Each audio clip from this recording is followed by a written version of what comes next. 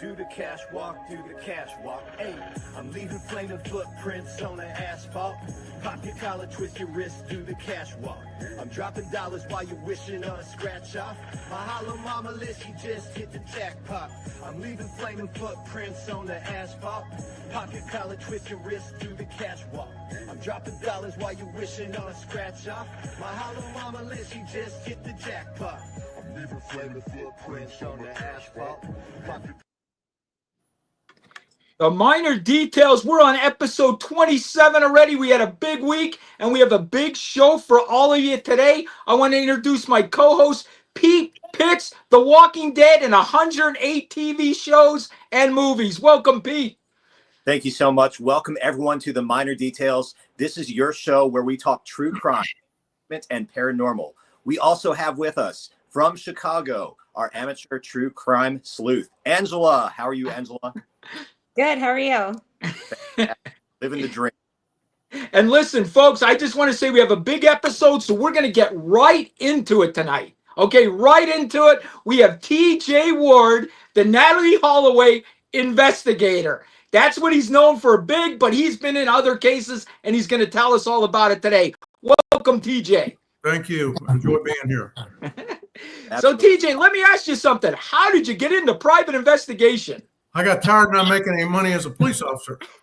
I agree. TJ, I make more as a content creator than I was when I was a cop. When I'm an airplane and helicopter pilot also, and I flew in 1980, I flew for a sheriff's office. I was making $23,000 a year. Okay. Flying a helicopter. Oh, and, my God. Yeah, it was terrible. And then I got in, and I ended up 7 years of being a drug agent. And, and then I flew for drug enforcement. And but I love flying. Don't get me wrong. I still fly right now. And but anyway, that's how I got into private investigations in 1982, and here we are in 2025. It's my 43rd year, and November will be 44 years I've been in business. Oh, well, that's good. That's good, TJ. So listen, so when you retired from the police force, you got into private investigation. How did you come up with the Natalee Holloway case? How? I'm going to tell you. All right, go ahead. He went missing in 2005, and I think it was May 30th. Okay. So I started watching all the media, and Deepak, Satish, and Vandersloot all were on starting to be on the media. They're getting interviewed. Okay. So I have a system called layered voice analysis. It's a 21st century truth technology. It can be used in any language. I can do it by phone. I can do it live or from recording. And I can tell you if you're lying or hiding something. It's 95% accurate. So I started taking interviews off of the TV from them talking about what happened to Natalee. And I could see that they weren't telling the truth. So I picked up the phone and I called Aruba and got a hold of Jug Twitty, who was married to Beth at the time, and told him who I was. The company in Israel that owns the system sent me a ticket and sent me to Aruba for 2 weeks. So I went to Aruba and I met with the FBI and I met with the Aruban authorities, and I told them about the voice analysis, and they said, well, we don't even allow the polygraph here. And ironically, the polygraph is only 55% accurate. The voice analysis is 95% accurate. I can see things with this voice analysis that the polygraph wouldn't even get close to. But anyway, when I saw that they were lying and all, so I went back to Beth and Jug and I said, we need to do an good old-fashioned investigation. About an hour later, they called me and wanted to hire me. So I got involved. And I went to Aruba. I think, almost 14 times, all the way up until 2010. Then Dave Holloway hired me. And if you recall, in 2010, Vandersloot's father died, who was a judge in training. And I know that he was involved with the disappearance of Natalee Holloway. I know that for a fact. Well, he died. So Vandersloot, shortly after his dad died, calls Beth Holloway and said, I'll tell you where your daughter is for $250,000.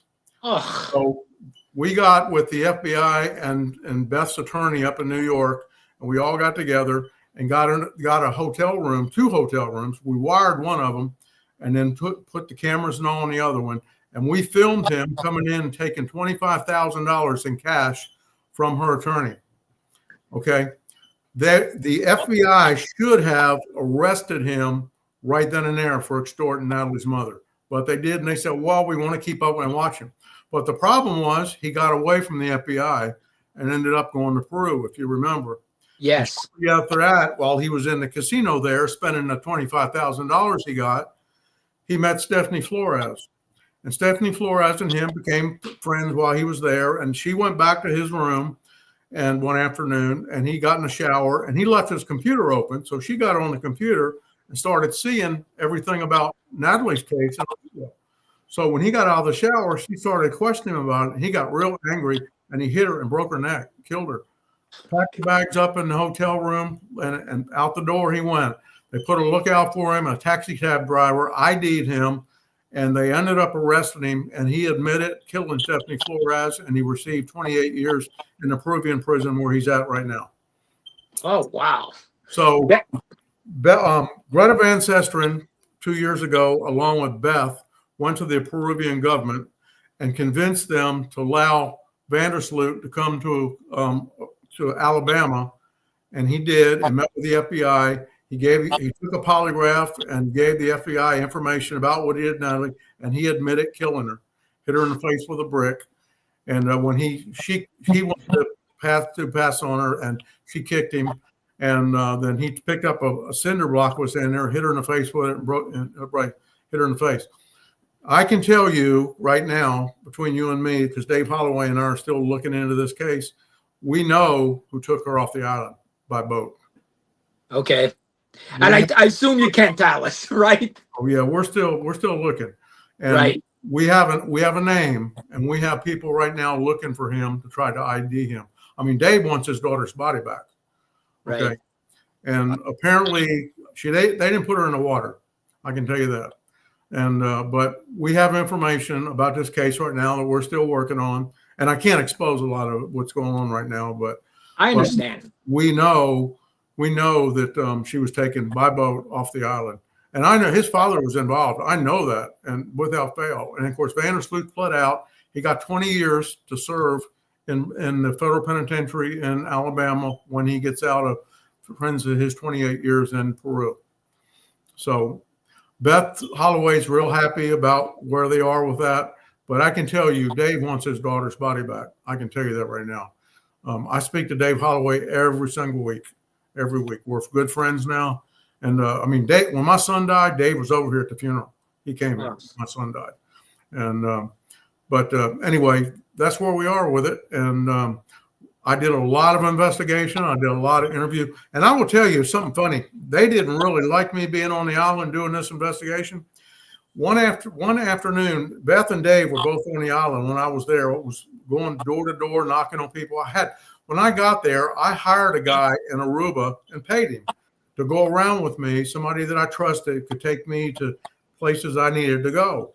So we went to Burger King one afternoon, and they were talking their language. He said, "You hear them behind you?" He said, "They're talking about you."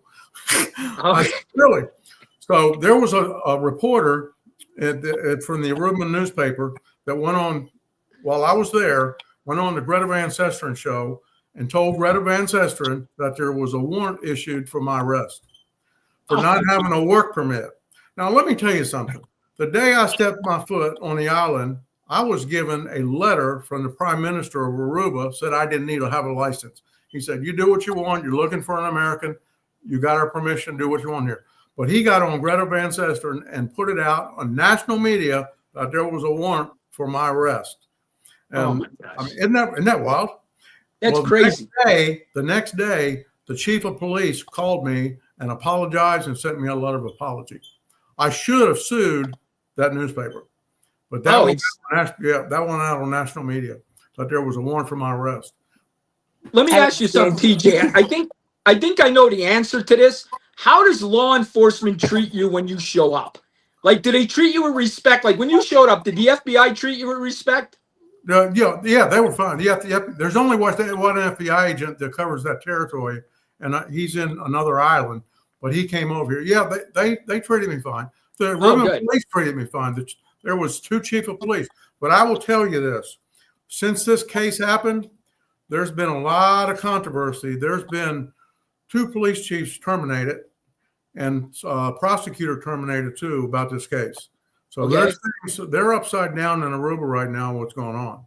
They know that I can't go back to Aruba, and Dave can't either. They'd arrest us.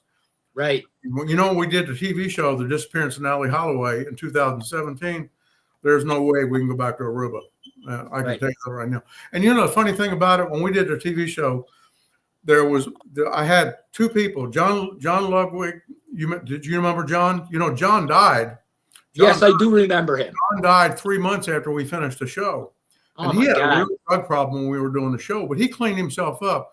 On New Year's Eve in 2017, he called me on the phone. I recorded him. 2 hours I talked to him. Him and Gabriel, who was in the show also, had a falling out.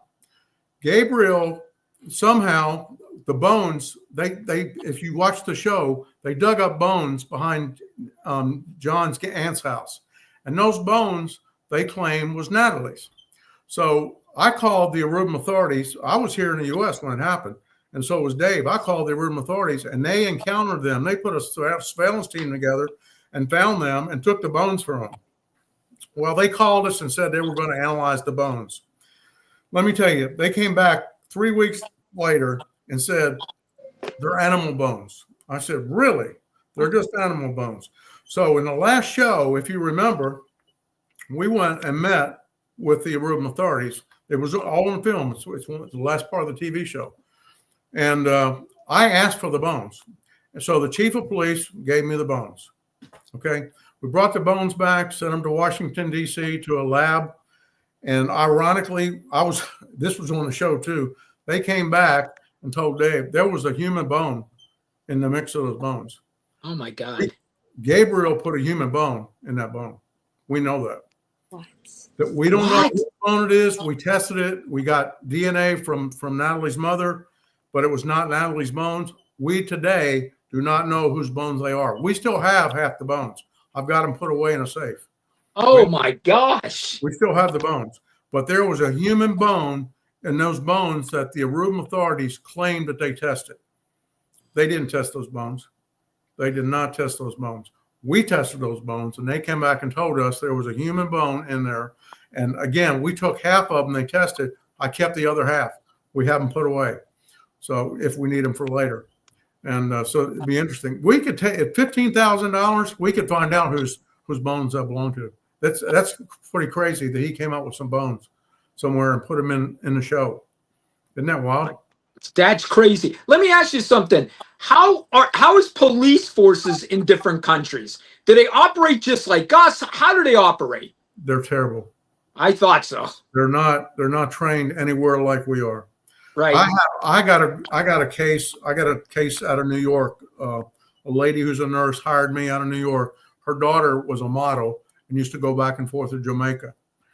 Well, she went to Jamaica. Her family owned a hotel over there, so that's where she stayed. So one afternoon, she left her phone and left her wallet and went and met somebody. We don't know exactly who she met. Okay. She went missing. 3 days later, we found her on the side of the road with a throat cut. Ugh. Oh my God. Oh my God. I tried to deal with law enforcement there. Crazy. They didn't even pull the phone record. Somebody called the mother from her phone after she was dead. They didn't even do a triangulation of the phone records to try to find where the phone on the towers, what tower it hit. They didn't do any of that. None of that. Oh God. Been crazy. I mean, that case is still unsolved right now. It's still unsolved. I got a case in Anguilla. You know where Anguilla is? Anguilla is St. Martin. Okay. A lot of cars go to Anguilla. My first case there was a case out of a guy out of Oregon, and he was a movie star too. He was on TV, but he wanted to go to medical school. So he married a nurse about 18 years older than him, and they lived in L.A. So they ended up finding the nursing school that was in L.A. that was also had a school in Anguilla. So they packed up, sold everything, and moved to Anguilla. Well, in 2018, New Year's, they invited 3 other couples to come down from Oregon, and which they did. Well, they were partying, swapping partners, the whole 9 yards, drugs, and well, the night, New Year's Eve night that we're on the beach, came back to the hotel. Somebody put MDA in one of the drinks, and 2 of them drank it. My guy drank it, and one of his friends. Okay, I can't. Who you believe that I think put the MDA in the drink? The wife was a nurse. Okay. Okay. So, oh yeah, got interesting. So the police get there, they find drugs. His friend, not my client, not the one we were looking into, his friend went into cardiac arrest. So he starts CPR on him, and while he's doing CPR, he fell out. Both of them were taken to the hospital, and both of them died. Oh my God. The other 4 went to jail. They put him in jail. So the wife, they get out in 3 days, and there was somebody in California offered to bring a private aircraft in to take him off the island. So they did the autopsy on the island, and she said, no, we need to get off the island. So she gets the body. Here's 3 clues. The first clue, she gets out. The first thing she does is call the insurance company. That's the very first thing she does. Call the insurance company about the $500,000 that's going to be coming to her and whoever. Okay. The second thing is she gets the bodies and convinces the other woman's husband, wife. They get on a boat and they go to St. Martin. They're going to take off and go to St. Martin and get off the country. She has the bodies cremated in St. Martin. Clue number. Yeah. Thus, yeah. Oh my God. The insurance company's not going to write her a check. So they get back, they file a lawsuit in LA. You know the first thing that they did, the first motions they filed when they got there and got the case rolling? Go ahead. The first clue was to keep me and law enforcement away from the depositions. Why? Definitely. Oh my God. Oh my God. I know who's involved. Okay. The attorney, the judge finally released the money to the insurance company and gave the wife the money. Oh my God. Yep. So that's where we are with that case. Yep. That case is on my website also. You can read about it. It's on my website. And, Pete and Angela, do you guys have any questions for him on the Natalie case? I do. Yeah. Let me go first, and then we'll let Angela go. I just want to let all our viewers and listeners know, if you're just tuning in, we have famed private investigator TJ Ward with us right now from Atlanta, my old home city, but now known around the world. He became famous for the Natalie Holloway case, which I have some questions about.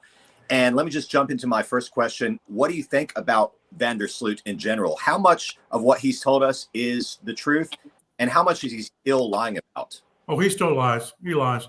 But the biggest thing about Vandersloot now, he's admitted he killed her and how he killed her. That's probably the most important thing I know for Beth, that she got answers to find out. It's unfortunate now that he left Aruba in 2010 and killed Stephanie Flores, so somebody else died on somebody else's nickel. So that's the bad part about it. And I'm really surprised that he has survived in that prison. Stephanie Flores, his father, was a race car driver, and that was his only daughter. Oof. I am surprised that he's still alive. Really, being in the Peruvian prison, yeah. I saw a documentary on that Peruvian prison, and it's scary. Oh, yeah. I don't know how he's surviving in there. I don't know how anybody could survive in there. Well, scary. One of the places he got put was in the mountains, in the prison. Okay. Ice cold. Yep. Oh. Ice cold. Yep. Angela, do you have a question? I guess my only question is, so they didn't find Natalie's body then, correct? No, we have not. So we have information. We think she was taken off the island by boat, and she's somewhere buried, we think. Okay, yeah, that's what you were saying before. We got the person's name that we have. We're looking for right now. We got people looking for her. Oof. That's crazy. It's like you always know like the behind the scenes stuff that we don't get to hear. So I appreciate you letting us Well, know. I'm gonna tell you, we did a TV show for 9 months, and that was a big deal. And the show is pretty popular because it's aired twice in 2 weeks on Oxygen. Okay. And, yeah, so it's a 6-week miniseries. Okay, I have to watch that. When you watch it, when it comes on Oxygen, you're watching it for 6 hours. Oh gosh. Hey, I could binge watch that We're for sure. binging. We're Yep. definitely Yes. binging this. Yep. What's it called, the show? The Disappearance of Natalie Holloway. Oh, okay. Yeah, I've heard of that. So Yep. I'll have to Yep. go and binge it now. It was a big show. It may. I mean, they're still playing it a lot. And it last Sunday and this past Sunday, it aired on Oxygen, and I filmed it again. And but yes, 6 hours. It's 6 hours, long It was time. a very big case. What? I'm sorry. It's a very big case still. Oh, it is. It is. We filmed. See, we set John Ludwig up, Gabriel and I. And we knew he had information because he was friends with Vandersloot. So he didn't know about us until the end. And I interviewed him. The first part of the show, when you watch it, you'll see me interviewing John. And he confessed to me with Vandersloot and murdering Natalie. Okay. Oh, wow. But he said he's told us a lot of other things that we don't think happened about cutting Natalie up and doing this and Dave had to listen to all this. Dave had to hear all this about his daughter. Oh my It wasn't God. good. Yeah, it wasn't good. I can't imagine, as a father, I can't imagine having to go through that. And TJ, I'm curious, you think that Vandersloot was lying about pushing Natalie's body in the ocean? Why do you think he said that? If he admitted to murdering her, why would he not admit to hiding the body, do you think? Well, he never got into where the body was or anything. He just said he put her in the water. There's no way he put her in the water. If she was in the water, she'd have washed back up. Okay, that's what I was too. Yeah. I told you about Anguilla. I just got another case about a year ago. Another case in Anguilla. There was a husband, that hired me in Colorado, and him and his wife went to Anguilla. They spent their 40th anniversary there, and they were about to leave. And let me tell you, you asked me earlier about the government dealing with them. Are they corrupt in other countries? Well, let me tell you this. Him and his wife were there, I think, for a week in Anguilla, and right before they were leaving, they went snorkeling. So they were both he was snorkeling over here, and she was over here. So he got through, and he went over to find his wife. She was dead. Oof. His wife was dead. Oh my God. 40th wedding anniversary. So he knew about me. He called me. He said, "I need your help." So the first thing I did, they took the body and took it to the they embalmed her body. Okay. So the funeral home, there's only one funeral home in Anguilla. So I called them. I said, "Do not embalm the body." Okay. Do not. So I got him a private aircraft at $59,000 to go down to Anguilla to bring the body back to Colorado. Like they had to make some money. They put her in a casket and put the casket on a plane and flew her back to Colorado. And we got there, unbeknown, when we got there, the body had been embalmed because we were going to do another autopsy to find out why she died. Oh my God. To this day, right now, to this moment, we do not know why she died. I have been after the medical examiner in Anguilla, and I've got a guy there that worked with us on the last case who's been trying to find the medical examiner, can't find her. Nobody knows to this day why his wife died. Oh my gosh. Is That's that crazy. yeah? To this day, The medical examiner is still missing, you said. Still missing to this day. she would no. We got her body back. Oh, okay. We don't know why she died. We don't know why she died. Because she was involved. We don't know. I don't think she drowned. She was in the Right. water. She was snorkeling, but he went over there and she was dead. Isn't Right. that awful? It That's is. so weird. So TJ, I'm curious. I've asked Danny this before. You've been in law enforcement for 44 years. Danny had 47 47 years. 47. Yes. Thank you, sir, for your service, by the way. Thank you. And I'm curious, did this law enforcement career ever, did you ever want to stop? Did you ever just want to say, this is too much for me, all the murders, all the death? Because it's a lot for a person to be able to do what you do. I enjoyed what I did and probably would have stayed in it, but the money was not there. I mean, I think they're now making what, $80,000 or $90,000, but Yeah. I would not want to be in law enforcement now. Look what's going on with ICE. Yes. Oh my gosh. If I was still in law enforcement, they would already arrested me because I would have shot somebody. Throwing bricks and one gun. Did you see the sheriff down in Florida that came on and talked about his city? If you Oh get- yes. I love that guy. Oh yeah.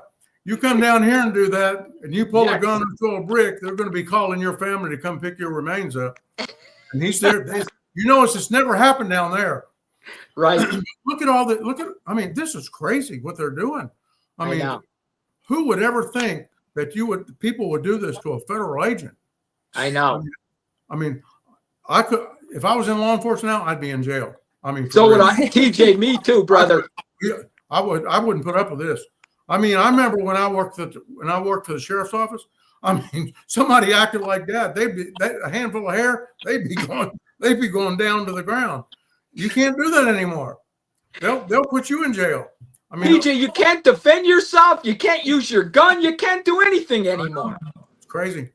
It is crazy the way they restrict law enforcement. I would never be a cop now. Never, No, ever, I wouldn't ever. either. Nope.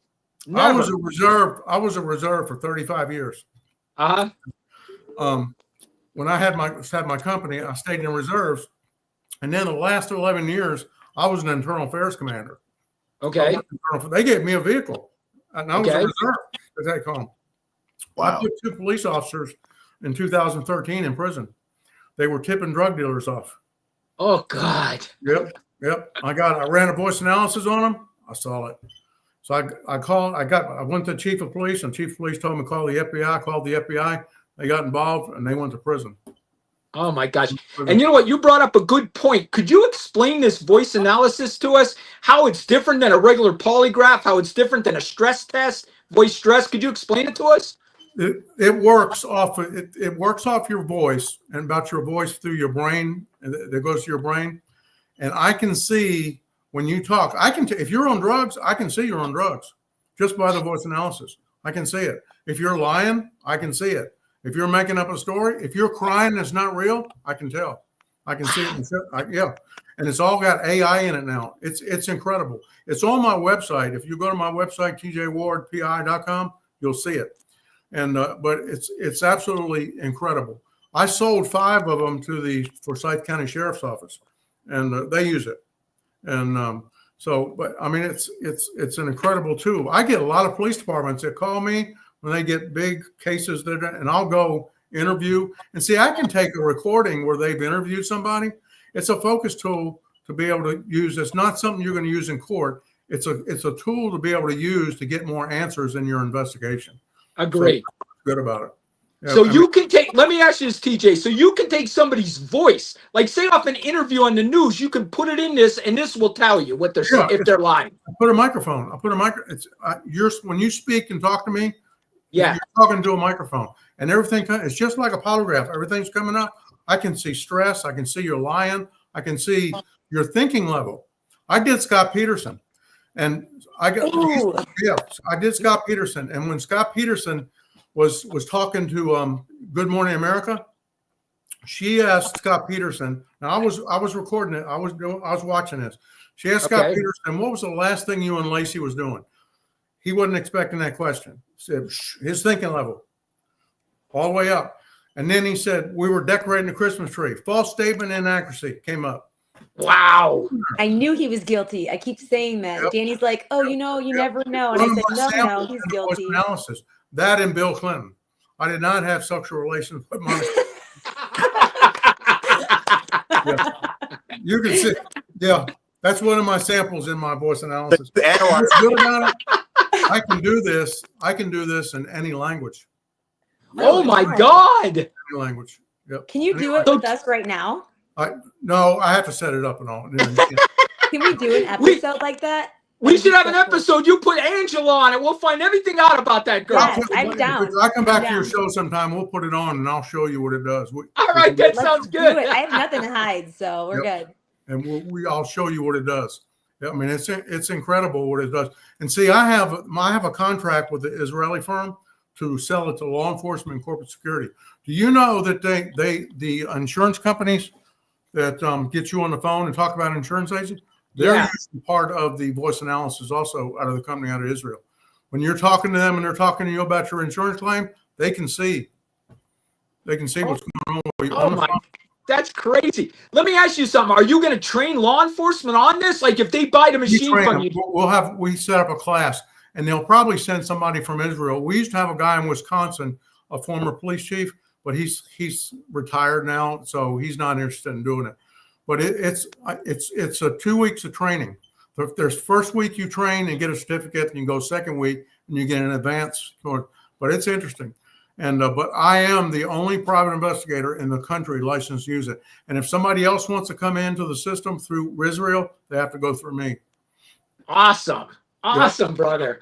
You made a great career for yourself after law enforcement. That's awesome. You know, let me tell you something. I'll tell you a little story. When I was in the 11th grade, I skipped school with my neighbor. We skipped school for 2 weeks before we got caught. And I got suspended and so on and so forth. And I was in the 11th grade. And so my father said, I remember I'll never forget this. My father said, "What are you going to do?" And I said, "Well, maybe I want to go in the Navy." He said, "Nope. You want to go in somewhere else, we'll sign for you to go in the Marine Corps." So the day after I turned 17, I was in the United States Marine Corps. But my father told me something when all this happened.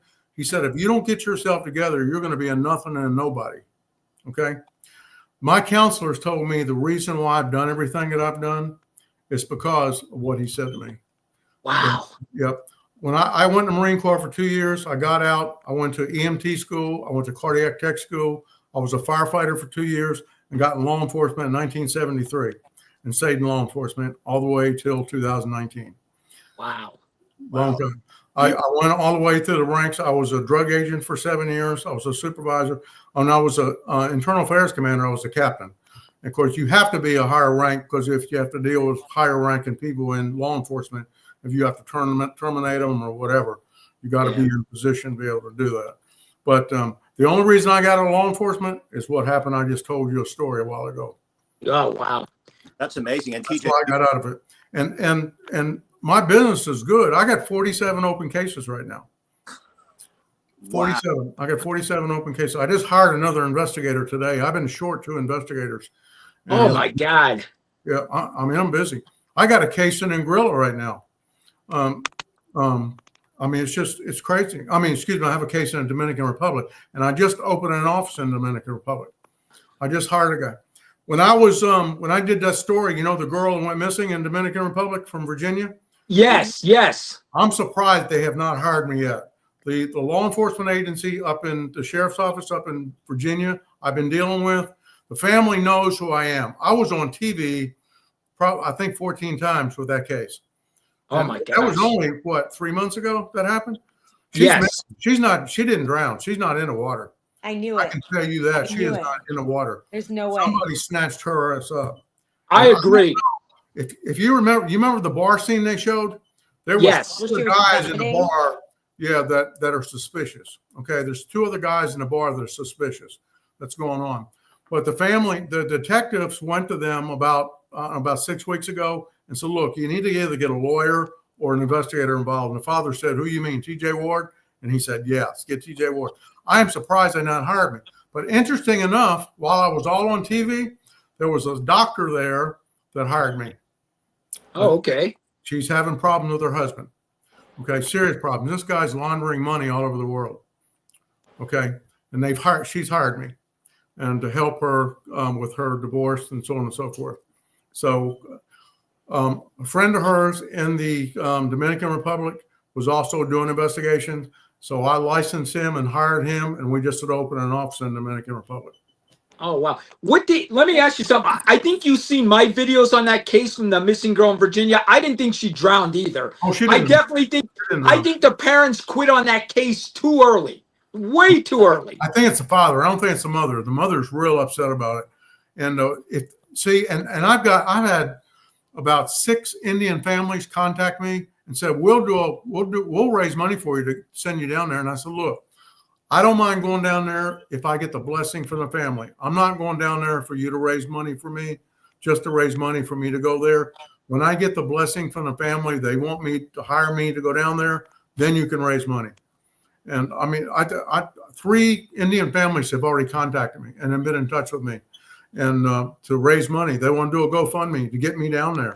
I said, man, I could raise $20,000 in 24 hours and to go down there. But the family has not come around. And I have called them. I've got 2 people that's been knocking on their door, telling them to hire me. And for whatever reason, I don't know. I think they're embarrassed what happened with the girl, what she was doing. I think this is just the embarrassment. And I think that's what's caused the problem. But to turn around and walk away from your daughter, that girl was beautiful. Mhm. She was beautiful. She had a career out of her. She was doing great in school, but to just walk away and then ask the police to give you a death certificate, they've closed the case. They're not working on it. I was doing TV stations and radio shows in Dominican Republic while all this was going on. I mean, everybody knew who I was in Dominican Republic, and Right. but I'm surprised they didn't hire me. But again, they wanted me to go there and do an investigation. I said, nope, not until I get mom and dad to say they want me to go there. I said, I don't want somebody to think I'm going down there just to get money. I don't want to do that. I feel Understand. like the dad probably feels like ashamed, maybe due to like their religion and just in general because of what she was doing, and it showed. Well, he knows about me. I don't know why. I mean, he's got my phone numbers. He's got everything. He knows who I am. And even law enforcement is told, he told law enforcement, he knows exactly who I am. And, but I'd be more than happy to go down there and help him. Even now, if they called me, I would go find out. I'd make them open the investigation back up. But there's these cases out of the country, everyone is different. Everyone's crazy. Law enforcement there in these places are way different than what we trained with. Way different. I hear. TJ, we got a question from our audience. Pete, you want to read the question for him? Yes, from Jerry McKee. He wants to know, as a private investigator, do you have more leadway than a police or detective doing an investigation, TJ? I'm a private citizen. I don't have any authority as law enforcement at all. Really? Okay. I'm a private citizen. I work a lot of cases. You know who my biggest federal agency is to deal with? Who's that? The IRS. What? The IRS. I would have not guessed that. I've Good times. worked 3 cases with the IRS. Oh, wow. Amazing. What a client. I work my ex-wife, who has a home healthcare business. They had their bookkeeper who was from Afghanistan, and she helped herself to $600,000. They got me involved. And I went to the owners of the business and I said, do you want me to put her in jail doing the investigation? Or he said, no, we just rather like to get our money back and move on. So I brought her in and sat her down. And I said, I got 5 questions. I put my ID and I turned my recorder. She said, you're going to record me? I said, absolutely. I said, I'm going to ask you 5 questions. If you lie to me once, I'm going to walk you out here in handcuffs. Okay. So she starts crying. I said, do you know how much money you've taken? And she said, no. I said, would you be a little off the wall if I told you it was $600,000? And she said, no. She had, I said, tell me what you did with the money. She said, well, I took $60,000 and sent it to Afghanistan. My sister got kidnapped by ICE. Oh, my I said, God. I need to know the phone number, who you sent it to, and the person's name. What else did you do? I had heart surgery. Nobody knew. I didn't have insurance. $240,000. I said, I need all the medical records. Number 3, what else you do? I paid my house off, $350,000. Oh, my God. So I went and told the owners after I had a conversation with her. I said, you want me to get the house? And he said, yeah. So I went back. I met her at Starbucks a couple of days later. And I said, were you willing to sign your house over that you paid off? And she said, yeah. So I did all the paperwork at the courts and got the house and signed the house over and got him the house back. I got almost $500,000 back for the owner. So they had to have a police report because he was going to file on his insurance. So he went and filed a police report in Gwinnett County. So the next thing I'm getting a call from is the FBI. The FBI knew about me. So I had to go meet with the FBI. So I took my whole file over there. I made them copies of everything. And they indicted her. Well, let me tell you something you may not know. You know, when you steal money, you know you have to pay taxes on it. Well, the IRS showed up at my house with a subpoena, an IRS agent. And I'm now very good friends with this IRS agent. Since then, I've used him twice. I had a case in California and one in Massachusetts. I had a guy in Massachusetts that ripped the company off for $6 million. So I did the investigation. I told him about it. They had the IRS agent and the FBI from New York called me. I told them, sent them all my reports. The next day, they arrested him. It was all over the news. They put it, and he's in jail right now. I have him the same way in California. So when I get cases involving money, guess where I go? To the IRS. There you go. Makes sense. Smart Oh, yeah. man. They help me. Yep. Get an IRS. They're the best. Bob Barr, who's on my staff. You know who Bob is? Bob's the former U.S. attorney in Atlanta, and he's a congressman in 2 terms. He's on my staff. You'll see him on my website. He's on my staff. Right.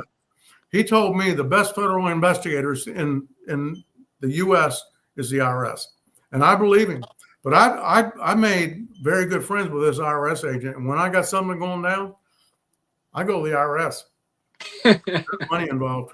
Yep, they'll back me, and I just put 2 notebooks together on this case I told you about in the Dominican Republic. I just took that to them. Oh wow! Yep, I just took that to them. TJ, I got one thing. I just want to elaborate on what Jerry asked. Do you have any different rights or anything than an investigator? Basically, I think what he means is, TJ, when you interview somebody, you don't have to read them their rights. You don't have to tell them anything. I can lie to them. I can lie to them anything else. I'm a private citizen. Right. I'm licensed by a board here in Georgia. And I will tell you something. The story I told you earlier. Yeah. That I didn't do anything. Yes. The state board fined me $1,500.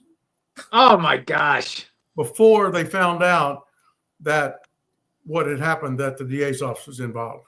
Oh my gosh. That's crazy. Yep. So. Oh my gosh. But guys, do you have any questions? I'm probably one of the oldest private investigators in the state of Georgia. That's been. Yeah. Not, I won't say age-wise, but wise about being in business as an investigator. Right. But I mean, I love what I do. I'm writing my book, getting that out. Of course, I got the voice analysis. I'm working with that. So everybody said, when are you going to retire? I'm on Social Security right now. Okay. So I'm not going to retire yet.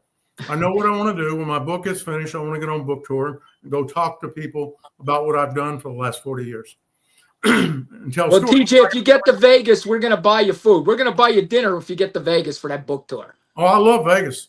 We live here, so we're going to, and Angela lives in Chicago. Yep, I love Vegas. And hey, I got one question, and I'll let you guys ask too. What do you think of the Scott Peterson case? And let me just tell you what I think. I always thought that he shouldn't have been convicted. Do I think he did it? Yes, but I thought he was convicted on circumstantial evidence, where there wasn't no hard evidence to prove his guilt. I thought it was all circumstantial, but I still think he's guilty. Analysis on him, he's lying. Okay. Okay. No doubt. See, the goodness about this, when things come up and they're on TV or people get talking about it, I can analyze it. I can analyze it. That's the good part. And see, my son used to ask me, the one that died, when he'd call me up and start telling me something, he said, "You're not recording me, are you?" TJ, don't let your wife get a hold of that. Are you married? No. We don't want women to get a hold of that. They'll be asking us questions, TJ. Yep. TJ, you're going to have to message me about this afterwards. I tell them to bring a check. Love it. Now, you're saying that this voice analysis is about 95% accurate, and a polygraph is only like what, 50% or less? 55. Okay, so yours. I'm not knocking the polygraph, but you have to be wired up with a polygraph, with blood pressure cuff and so on and so forth. I don't have to do anything to you but have a conversation. That's incredible. Isn't that wild? Yes. When you see it, you're going to nut up when you see it. And if you get the Disappearance of Natalee Holloway, the show, yes, you'll see the voice analysis in there. We used the voice analysis. Oh my gosh, that's crazy. Cool. I did it on John Ludwig. Oh, did you? Mm-hmm. Hey, Yep. one other question. We all talked about this. Did you ever get contacted about JonBenet Ramsey's case? No, you know what? And I've thought one of my associates in my company, we've talked about that, calling Daddy. Uh-huh. Hold on a second. We talked about that, me contacting the father, and because he has really been out of shape with the law enforcement out there. Uh-huh. He's real been out of shape. And he dated Beth Holloway. No, I didn't know that. Yeah, he dated Beth Holloway for a while. Oh, wow. I had no idea that happened, TJ. What are the chances? Yeah, he'll know who I am. And he probably already knows who I am. But Right. we thought a couple times of calling him and seeing about getting involved in this case and doing something with it. You should. I mean, he's so desperate. It's so sad, you know, Oh, that he's real upset about it. I mean, I'd be you upset know, too. let They me messed up tell the you whole this. case. If you go online and look at some of my videos on YouTube, you'll see where I analyzed him. When he was talking one time about his daughter, I analyzed him. And he's not involved. I thought the mother may have been involved, and of course we don't know that, she's dead now. But I did a voice analysis on him. I mean, he doesn't know it, but he was clean as a bell. He had nothing to do with his daughter's death. I mean, there's a lot of different stories about what's happened to her, and so on and so forth, even implicating the parents that I've heard. But he's not involved whatsoever. What's your gut instinct on that, TJ? Just your gut feeling. Somebody from the outside. Me too. We're on the same page. I always said the parents didn't do it. So I always said that. there was actually a case several months, I think it was after John Bonet passed, and it was literally like down the block, a couple Yes. blocks in the same subdivision, where an intruder Right. came into the second floor, and he was like, I guess what they had in common, the two girls, Yep. was that they went to the same school for like pageants. Yep. You know, she's buried in Roswell, Georgia. No, I didn't know that. I knew She's that buried here. actually. I knew Yeah, that. she's buried here in Roswell. Wow. Yep. Sure is. Family was there, I guess. Is that why? The what? The family, some of the other family was there in Roswell? Yeah, the dad's got a house here. Oh, okay. Yeah, they live here. They lived here. World. Small world. Yep, it is. Where were you when you were in Atlanta? I lived mostly in Mableton, but I was also kind of in East Point and a little bit on the east side, but Mableton for the majority of the time. South I'm College. in the new city, Johns Creek. Oh, nice. Okay, yeah. Johns Creek's nice. I like it up there. Yeah, I like everything up 400, all the way north of Buckhead. I like the whole area. So, Yep. I've beautiful. been in my home for 20 years. And Nice. if you watch the video, the disappearance night, you'll see my home. Okay, cool. We filmed here. We filmed here in Tampa, New Orleans, and of course Aruba, and but we were all over. And but anyway, Okay, we have another question, TJ, if you don't mind. no, One of our viewers, Jerry again. TJ, since you live in Georgia, did you have the voice analyzer during the Susan Smith story who drowned her children in Union, South Carolina? I haven't looked at that one, but I'm very clear about that case. I know about that case. Really? Yep. Do you have Yeah. on it that you want to say right now? If I could get the audio and all about her, I could do a voice analysis on it, and then we could share it. Then we could do something and share it here on your show. I'll be more Okay. happy to come back and do that. And That'd be awesome. Yep, and put the voice analysis up, and I'll let you see it, see what it does. That Did is you ever awesome. Use that on Karen Reed by any chance? Have a what? Have you ever used your device on Karen Reed? No. What do you think of that case, TJ? Messed up. There's a lot of strange cases out right now. There's a I lot. know that one's really strange. That one's like crazy. Yep, she just got found not guilty, didn't she? Yes, Yep. yes, And it was her second trial. yes. The first one was a mistrial.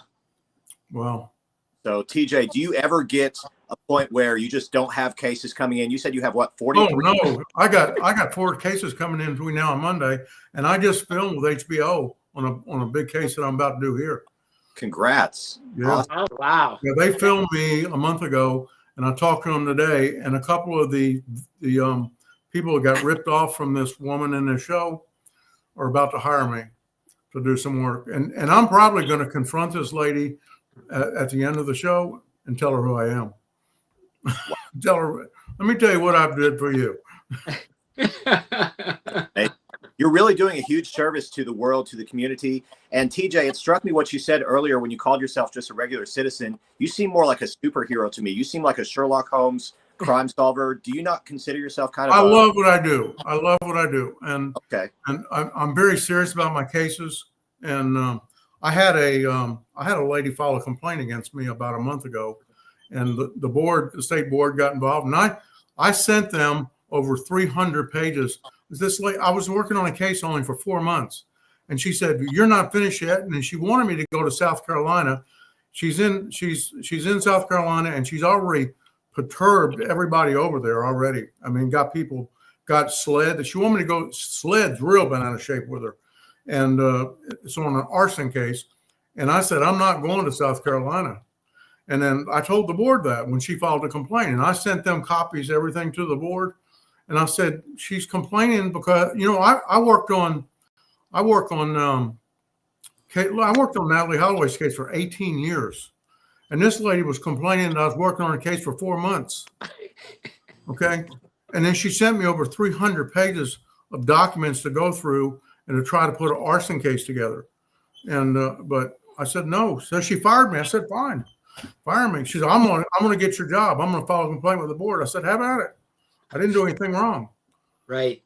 But can't make everyone happy. I have another question here from Instagram. Do you believe OJ was guilty? Oh my God. we Really? don't have to believe that. We already know.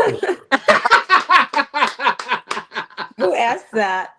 That's still Instagram. I was telling somebody a story this afternoon.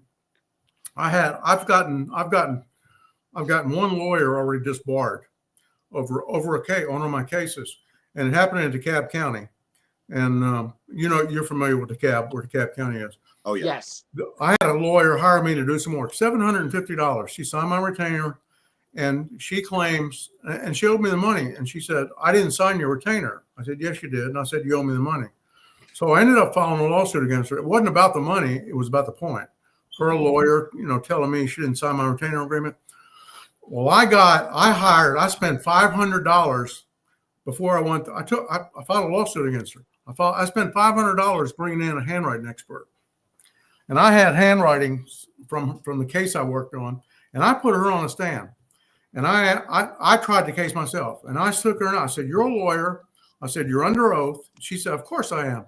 And I started asking her questions. And I asked her one question. I said, did you sign my retainer? She said, I didn't sign that. I said, okay. I took her down. I put the handwriting expert up, put 2 documents up there. I said, are these signatures the same? He said, absolutely. Judge ruled my favor, called me back to chamber and said, you want me to put her in jail? I said, no, I'm going to get her another way. I wrote a 26-page brief to State Bar of Georgia. They disbarred her for perjury. Yeah. Oh, yes. That's awesome. That Disbarred her is awesome. for perjury. Wow. Good job.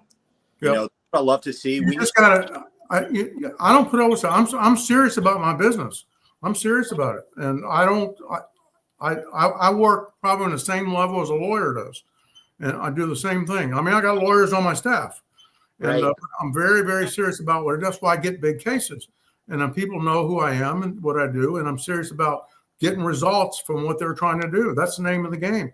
When I sit them down, what's the bottom line? What do you want to happen?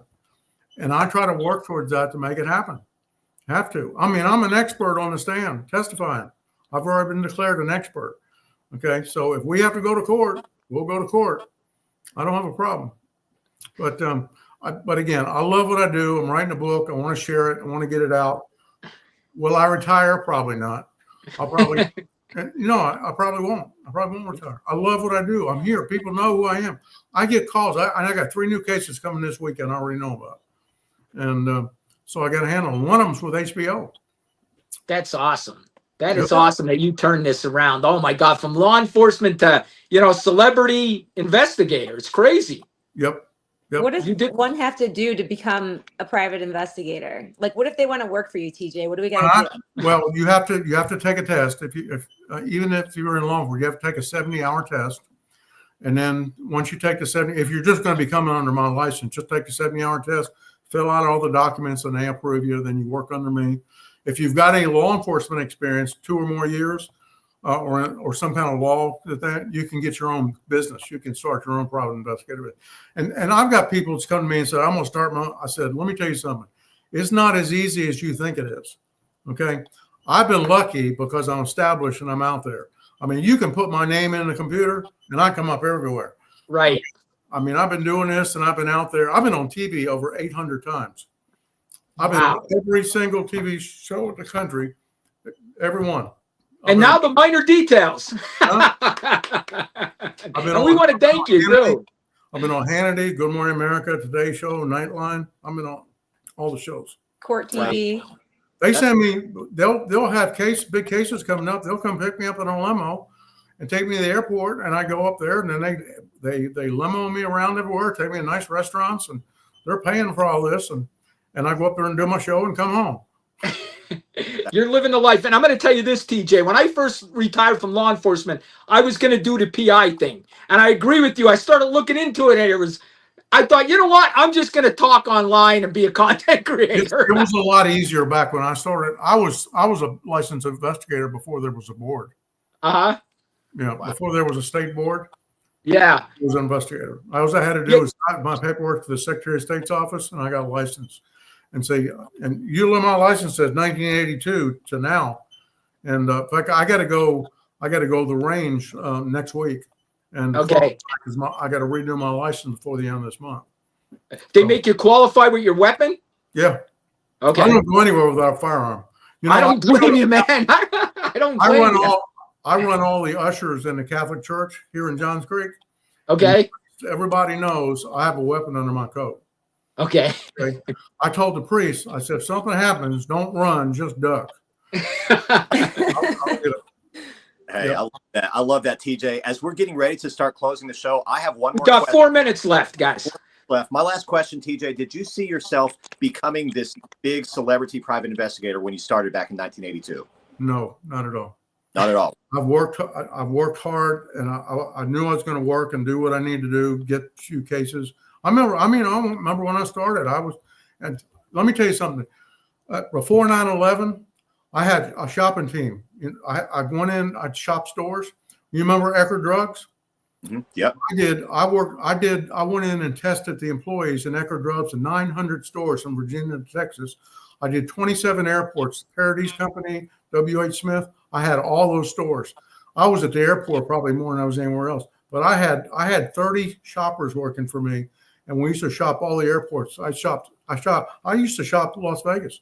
Really? Yeah, I used to go to Las Vegas twice a year. Oh, wow. Stores, go in there and shop we catch them stealing. You wouldn't believe how people steal. And I'd send 2 investigators in the store. One would go up there and start making a purchase, and the other one would watch. And then they would leave the receipt sitting on the counter, and I'd watch what they do with that money from that first one. And a lot of times they'll just pick it up, put it in their pocket. I had a guy on D-Concourse in here in Atlanta. He wasn't even operating the sales out of the drawer. He had a paper bag underneath the counter. I put him in jail. No way. Oh, yeah. Watched him. He was at the airport. At the airport in a store. He wasn't even using his cash register. He had a bag underneath the counter, making change and everything, and then pick the bag up. I've had people take their whole money bag and leave the airport and don't come back. Oh, yeah.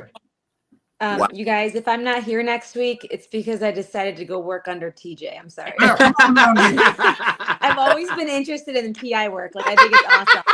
I have a lot of fun. But, Right. working surveillances and all, following people. And, I mean, sometimes it's tough to do that. But I put GPSs on cars now. Okay. Okay. I pop a GPS on the car, and I can sit right in my screen or from my phone. I can see everywhere you are, where you stop, how fast you're going. And instead of chasing somebody, well, you used to have to do that. Don't have to do that anymore. I just wait till you get there and then just show up. I know exactly where you are. Oh my gosh, you should put one on my 5-year-old. Boom, pop it on there. 40-pound magnet up in the bumper. Yep. Wow. He's a runner, so. And I've had one on a car for over a year right now. Oh, my God. $75 a day.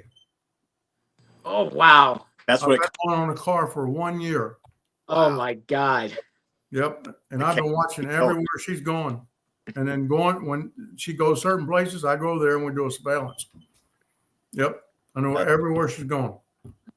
Well, listen, guys, we got 30 seconds. TJ, I want to thank you for coming on this show. We're definitely going to have you on Anytime, again. I'll be back. I'll be here with you. And All if right, brother. anybody wants to hire me and get a hold of me, call me. Go to my website, tjwardpi.com. You're the best. All right. Thank you, guys. Thank Angela, you. Pete, you want to say goodbye? Go ahead, Angela. Oh, everyone, thanks for tuning in. TJ's awesome. If you need to hire a PI, definitely go to him and go to his website. Thank you. And thank you all for tuning in. TJ, do you want to say a final farewell? Yep. I wish everybody well, but if you need your help, give me a call. I don't care where you are, just call me. We'll get it taken care of.